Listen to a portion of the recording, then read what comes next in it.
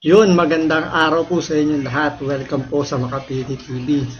Ito na naman po si Pangulong Bongbong Marcos, gumagawa na naman po ng panibagong diversionary tactics para malihis po ang atensyon ng ating mga kababayan tungkol sa nangyayaring hearing ng flood control scam ng DPWH dahil siguro nararamdaman niya malapit na matimbog kung sino ang pinakaulo nitong nangyayaring nakawan ng pera sa DPWH. Dahil itong nakarang araw lang, naglabas po ng statement si Vice President Sara Duterte at aminado naman ang gobyerno ni Bongbong Marcos na talagang ginawa nila ito.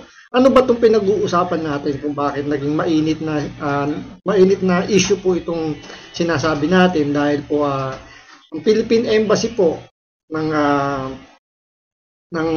gobyerno natin doon sa Dahig, inutusan po ni Bongbong Marcos na bisitahin po si Pangulong Duterte doon sa kanyang kulungan para sa isang welfare check daw po.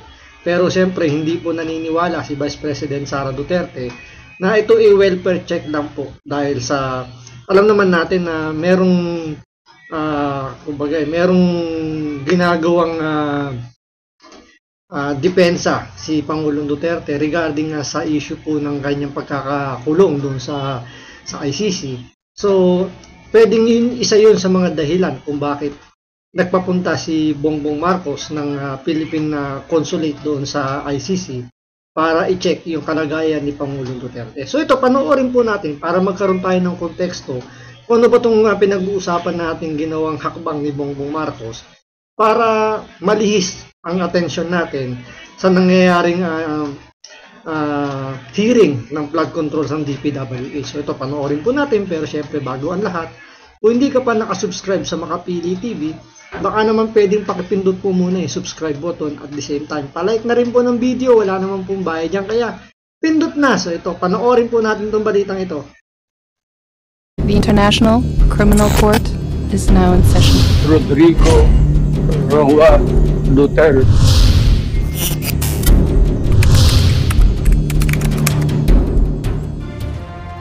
Iginiit ng Department of Foreign Affairs at International Criminal Court na lehitimo ang pagbisita ng Philippine Embassy kay dating Pangulong Rodrigo Duterte sa ICC Detention Facility sa The Hague, Netherlands. Kasunod po ito ng pagpuna ni Vice President Sara Duterte na wala royang pahintulot mula sa kanilang pamilya. Balitang hatid ni Mariz. Isa yan sa nakakapagtaka. Bakit hindi man lang inabisuhan yung pamilya ni Pangulong Duterte na may pupuntang taga-Philippine Embassy para bisitahin si Pangulong Duterte doon sa kanyang kulungan. Kasi tandaan ninyo, meron namang talagang naka-assign na pamilya ni Pangulong Duterte na magbabantay doon. So hindi yan nawawalan ng magbabantay, kumbaga. Hindi yan kagaya ng ibang mga Pilipinong nakakulong sa iba't ibang bahagi ng mundo na talagang totaling wala silang dalaw na ine-expect na pupunta para i-check sila.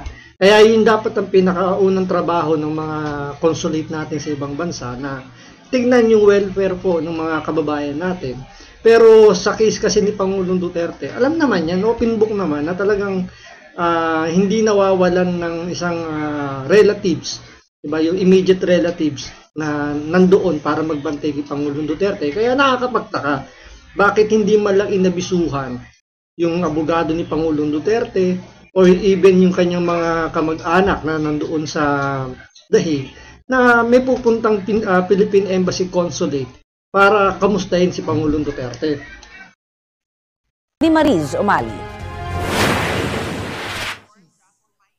Tinutulan ni Vice President Sara Duterte ang ginawang pagbisita ng mga kinatawan ng Philippine Embassy sa Dahig sa kaniyang amang si dating Pangulong Rodrigo Duterte. Ayon sa Vice Presidente, nagpanggap daw silang isang welfare check ang kanilang gagawin. Pero tingin ni VP Sara, utos umano ito ni Pangulong Bongbong Marcos. Nakatanggap siya ng impormasyon mula sa Malacanang na nagsumite ang Philippine Embassy ng report sa Pangulo tungkol sa ginawang pagbisita. Giit ng bise, nalagay raw sa panganib ang buhay ng ama nang payagan ng ICC na pumasok ang mga ahente ng gobyernong kumidnap sa dating Pangulo nang walang pahintulot ng kanyang pamilya. I can only speculate, Mr. President, but I don't really have the the facts obtaining on the ground. Sa tingin ko lang talaga ay baka yan ang purpose bakit sila pumunta doon para i-confirm siguro kung talagang totoo ba na merong cognitive impairment ang ating dating Pangulo. Paliwanag naman ng DFA, welfare check ang ginawa ng mga taga-Philippine Embassy at naaayon ito sa Vienna Convention on Consular Relations at Batas ng Pilipinas para protektahan ang kapakanan ng lahat ng mga Pilipino. Oo nga, nandun na tayo na talagang meron silang ganyang rules, di ba? Na kailangan naman talaga, yan ang isa sa mga trabaho ng mga embassy sa iba't ibang bansa natin, di ba? Para i-check yung ating mga kababayan na nangangailangan ng serbisyong legal, especially kapag nakulong. Ang tanong dito, sa case kasi ni Pangulong Duterte, hindi naman normal case yung kanyang kinakaharap. Crimes against humanity, so iba dapat yung treatment nila rito. So, hindi ito dapat i-consider na kagaya ng ibang mga kababayan natin na nahaharap sa iba't ibang klaseng kaso na kanilang nasasangkutan. Halimbawa, di ba, nakakulong na sila ron. So, yun dapat yung mas kailangan bigyan ng atensyon para bigyan ng welfare check. Pero dito sa case kasi ni Pangulong Duterte, bakit kailangan bigyan ng welfare check si Pangulong Duterte? Siguro ba chine-check nila kung talaga bang totoo yung sinasabi ng legal counsel ni Pangulong Duterte? Kasi alam naman natin, di ba, na sa edad ni Pangulong Duterte, talagang hindi na may iwasan na yung kanyang kondisyon lumalala dahil nga malayo siya sa kanyang pamilya, hindi niya nakakasama talaga yan ng 24/7. So, andun pa rin yung chances na nagkakaroon siya ng homesick. Alam naman natin sa ibang bansa, di ba? Yan isa sa mga pinakakalaban ng mga OFW natin, yung pagkakaroon ng homesick. Kaya yung iba dyan, pag hindi kinakaya talaga, nagkakaroon ng nervous breakdown, to the point na talagang, yun nga, di ba, tumatalon ng building. So, yun yung mga talagang dapat bigyan ng atensyon ng gobyerno natin sa pamamagitan ng konsulado ng Pilipinas sa iba't ibang bansa. Ngayon, dito sa case kasi ni Pangulong Duterte, hindi niya kailangan ng welfare check galing sa gobyerno. Siyempre, pag sinabing welfare check, hindi naman kikilos yung Philippine Consulate natin sa Dahig kung yan ay walang utos galing sa taas, kung sa kanilang boss, di ba? So, anong purpose? Bakit pinapunta para i-welfare check si Pangulong Duterte? Tandaan nyo, ilang buwan na pong nakakulong si Pangulong Duterte. Nung kinuha yan dito sa Pilipinas, hindi man lang sila nag-alala na ang edad ni Pangulong Duterte may hirapan ng bumiyahe. Galing siya ng malayong biyahe sa abroad. Pag uwi sa Pilipinas, kinagabihan, biniyahe na kagad nila ng Dahig. So, hindi naman automatic yung pag-sakay ng eroplano, wala nang stopover, natural. Yung mga ano pa yan, yung maglilipat pa ng airlines, magpapagasolina. So, may stopover na nangyayari. So, sa edad ni Pangulong Duterte, medyo yung risk ng kanyang kalusugan na compromise na doon. Pero hindi yan inisip ni Bongbong Marcos. Tapos ngayon dito, parang kaplastikan, na magkakaroon ng welfare check kay Pangulong Duterte. So, anong purpose? Yan yung kailangan nating malaman. Ano ba yung pinaka-purpose? Bakit kailangan nila ng welfare check pagdating kay Pangulong Duterte? Tungkulin daw ito ng lahat ng Philippine Foreign Service posts at walang pinagkaiba sa ginagawa ng DFA para sa iba pang nakadetineng Pilipino abroad. Tiniyak naman ng International Criminal Court na naaayon ang mga aksyon nito sa ICC Rome Statute at sinusunod nito ang international standards na ang mga nakadeteneng individual ay may access sa kinatawan ng kanilang mga konsulado. Ang anumang isa pa tong ICC, di ba? Hindi man lang naisip na may abogado yung tao, Pangulong Duterte. Sana malang in-inform nila na Mr. Attorney Kaufman na may dadalaw kay Pangulong Duterte. Okay, wala naman problema kung payagan nila. Pero yung hindi mo i-inform yung kanyang legal counsel, yung pamilya ng nakadetene dyan, medyo hindi yata maganda yun. Siyempre, di ba? Kung ano man yung, halimbawa, meron silang tinanong kay Pangulong Duterte dahil nga sa kondisyon nga niya na nahihirapan na siyang maalala yung kanyang mga nangyayari sa kanyang paligid, sa nakaraan. So, pwedeng makapagbigay siya ng statement na pwedeng magamit sa kanya. Kaya nga, di ba, andun yung rules na you have a right to remain silent. Everything you say will be used against you in the court, di ba? Ganun yung sinasabi nila. So, halimbawa, kung may tinanong kay Pangulong Duterte doon na pwedeng maka-impluwensya o pwedeng magamit laban sa kanya, hindi magandang mangyari yun, di ba? Parang ang nangyari rito, parang hino-hold up na naman ng lantaran. Yung pinakamaiksi rito, sinasamantala nila yung weakness ni Pangulong Duterte ngayon dahil nga nag-iisa siya, tapos sa kondisyon pa niya, tapos ganyan gagawin nila na hindi man lang i-inform yung family o yung legal counsel niya. So, malaking question itong ginawa ng ICC tsaka ito ni Bongbong Marcos. Ang anumang pagbisita raw, merong pahintulot na nakadetining individual. Mariz Umali. May pahintulot doon na nakadetine. Yung sitwasyon nga ni Pangulong Duterte ang tinitingnan nga doon . Nahihirapan na nga siyang alalahanin, i-recognize kung sino yung mga nasa tabi niya, yung mga nangyayari in the past, yung nangyayari ngayon sa kanyang sa hinaharap niya ngayon.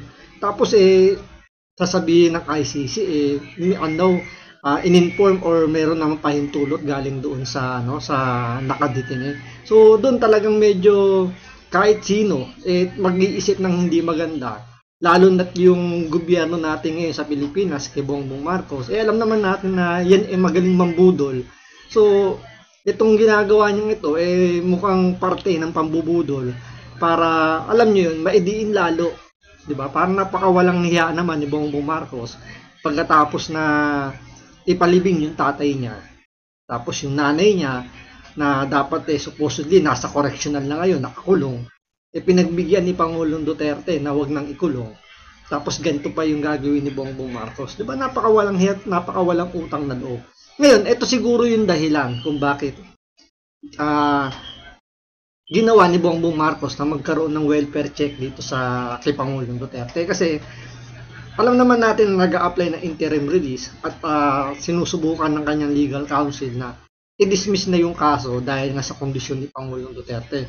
Kaya sinisigurado siguro ni Bongbong Marcos na si Pangulong Duterte hindi na talaga fit para tumayo sa paglilitis ng ICC. So ito, panoorin po natin at sa tingin natin isa ito sa mga dahilan kung bakit nagiging sigurista si Bongbong Marcos, kasi once na si Pangulong Duterte ay nabigyan ng interim release, malamang sa lamang itong si Pangulong Duterte lalakas ulito.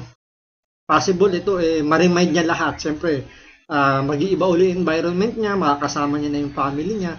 So yan yung isa sa mga iniiwasan ni Bongbong Marcos, na makarecover yung mga Duterte, lalo na si Pangulong Duterte, dahil alam niya ito ay ikababagsak ng kanyang gobyerno. So ito, panoorin po natin. National Criminal Court. Kung babasahin mo kasi ang motion ng kanyang mga abogado, pinalalabas na wala na sa tamang kapasidad ang pag-iisip ng dating Pangulo. Sa motion po ni Atty. Nicholas Kaufman, itraw ang mga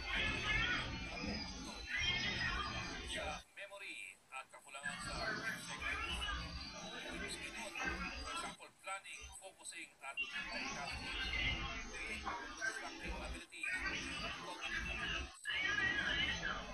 Wait lang, lakas natin yung volume. Wait lang. Asan na ba volume mo? Volume. Wait lang. Yan sana mga kababayan. Naat lang natin yung volume. Andali. Ito na. Taas natin yung volume. Kasi medyo humina siya .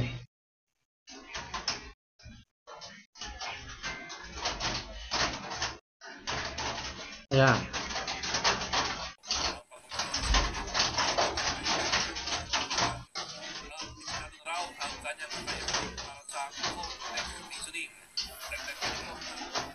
Hindi na nga raw maintindihan ni Duterte ang dahilan kung bakit siya nakakulong ngayon sa The Hague.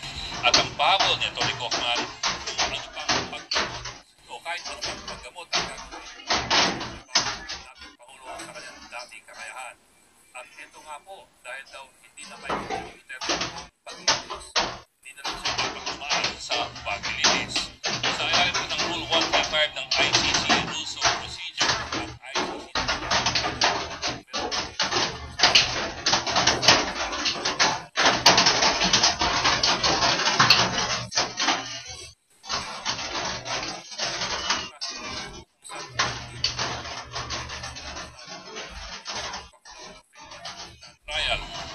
ilan na rin pero sa ibang Kabuga, isa pong negosyante sa inakusado. Anyway, yun nga, ito siguro isa sa mga dahilan kasi nga request ng legal counsel ni Pangulong Duterte na i-dismiss na yung kaso gawa nga sa kondisyon ni Pangulong Duterte. Kaya siguro yan yung isa sa mga dahilan kung bakit pinapa-welfare check ni Bongbong Marcos para siguraduhin lang talaga na yung kondisyon ni Pangulong Duterte talagang totoo sa sinasabi ni Atty. Kaufman. Dahil kung sakasakali kasi na napagbigyan o i-consider nga ng ICC yung health condition ni Pangulong Duterte, it's either ma-dismiss yung kaso niya or ibigay na yung kanyang interim release. At yan yung isa sa mga inaayawan na mangyari ni Bongbong Marcos dahil alam niya, iyan na ang simula ng pagbagsak ng kanyang administrasyon kapag pinakawalan ng ICC ito si Pangulong Duterte at sigurado mamamayag pagmuli ang mga tutok. So, abangan natin sa mga susunod na araw kung ano yung magiging sagot dito ng Malacanang sa mga patutsada, sa mga hinaing ng mga DDS na ginagawang aksyon nito ni Bongbong Marcos. So ito, maraming salamat po sa panonood. Ingat po kayo lagi. God bless.